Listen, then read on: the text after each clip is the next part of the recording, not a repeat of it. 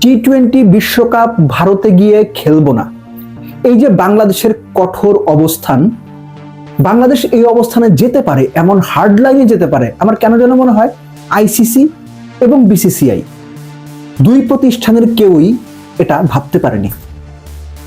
এখন বাংলাদেশের সবশেষ যে বক্তব্য আমিনুল ইসলাম বুলবুল এবং সম্মানিত উপদেষ্টা আসিফ নজরুলের যে বক্তব্য আপনারা শুনেছেন, সেখানে একটা ব্যাপার স্পষ্ট যে বৃহস্পতি বা শুক্রবারের মধ্যেই আইসিসিকে বাংলাদেশ চূড়ান্তভাবে জানিয়ে দেবে কি কারণে তারা ভারতে যেতে চায় না, কি কারণে বাংলাদেশ সবগুলো ম্যাচ সরিয়ে নিতে চায়।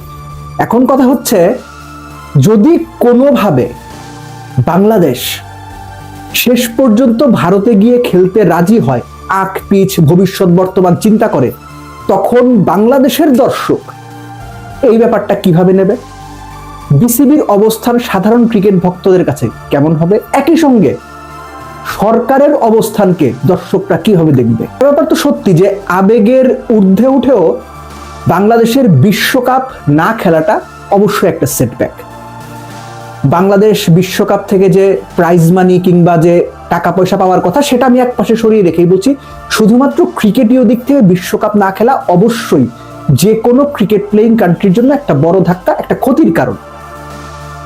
একই সঙ্গে বিশ্বকাপ ক্রিকেট খেলতে গিয়ে আপনি আপনার সেলফ ডিগনিটি, দেশের অবস্থান, দেশের ক্রিকেটার কোচিং স্টাফদের নিরাপত্তা, দেশের যে দর্শকরা খেলা দেখতে যাবে তাদের নিরাপত্তা, যে সাংবাদিকরা কভার করতে যাবে তাদের নিরাপত্তা, এই এতগুলো বিষয় কম্প্রোমাইজ করে সত্যিকার অর্থেই বাংলাদেশ কি কোনোভাবে পজিটিভলি ভাবতে পারে যে না, বিশ্বকাপটা আমরা ভারতে গিয়ে খেলি, শেষ পর্যন্ত চেষ্টা করেও যদি না পারি তারপরেও একটা অপশন খোলা রাখি?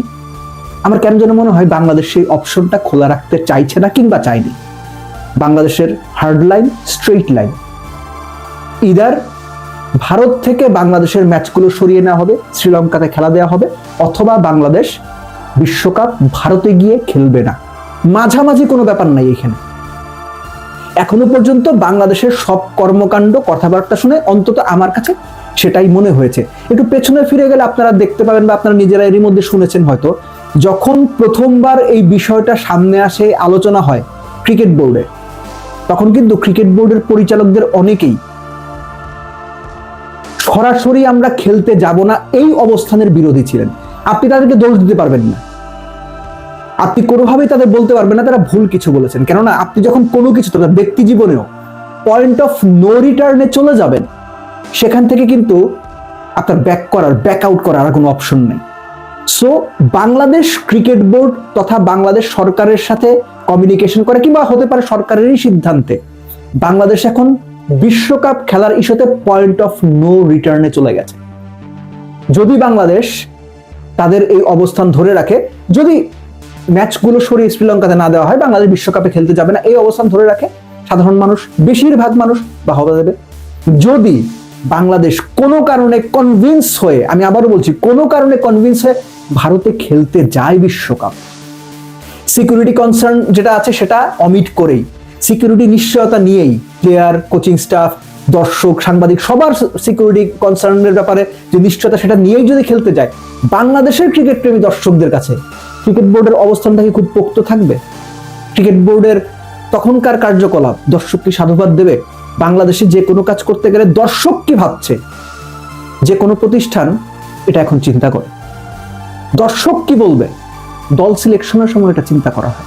সো অনেক সময়ই দেখা যায় যে দর্শকদের কথা চিন্তা করে হলেও বাংলাদেশ ক্রিকেট বোর্ড দর্শক যেটা চায়, সাধারণ মানুষ যেটা চায়, সেটাই করতে আগ্রহী হবে। আর সবচেয়ে বড় কথা হচ্ছে, আপনি যিনি আমাকে শুনছেন বা আমি যে বলছি, আপনি আমি অগুরুত্বপূর্ণ, কিন্তু অন্যান্য অনেক গুরুত্বপূর্ণ মানুষ আছেন, মূল স্টেক হোল্ডার দর্শকরা আছেন, তাদের একটা বড় অংশ চায় যদি শ্রীলঙ্কাতে খেলা সরিয়ে না নেওয়া হয় বাংলাদেশের বিশ্বকাপ ম্যাচগুলো, বাংলাদেশ যেন ভারতে গিয়ে কোনোভাবেই বিশ্বকাপ না খেলে। বিসিবি এই বেশিরভাগ মানুষের কিংবা সিংহভাগ মানুষের যে চাওয়া, সেই চাওয়া ইগনোর করবে বাংলাদেশ ক্রিকেট বোর্ডের সেই সামর্থ্য আছে? তারা সেটা করতে চাইবে? সামর্থ্য থাকুক বা না থাকুক, তারা সেটা করবে বলে আমার অন্তত এই মুহূর্তে দাঁড়িয়ে মনে হয় না। বল আইসিসির কোর্টে, বাংলাদেশ যা বলার যা করার সেটা বলছে, বলবে, করছে, করবেও। আইসিসি কি সিদ্ধান্ত নেয় সেটার উপরই ঝুলে আছে এখন বাংলাদেশের বিশ্বকাপ ভাগ্য। তবে মোটামুটি আপনি নিশ্চিত থাকতে পারেন যে আইসিসি এই ব্যাপারটা কোনোভাবেই ইন্ডিপেন্ডেন্টলি হ্যান্ডেল করবে না, বরং ভারতীয় ক্রিকেট বোর্ড বা বিসিসিআইয়ের সঙ্গে কথা বলে তারপরেই আইসিসি তাদের সিদ্ধান্তটা জানাবে। আর সেই পর্যন্ত আমাদের অপেক্ষা করতেই হচ্ছে।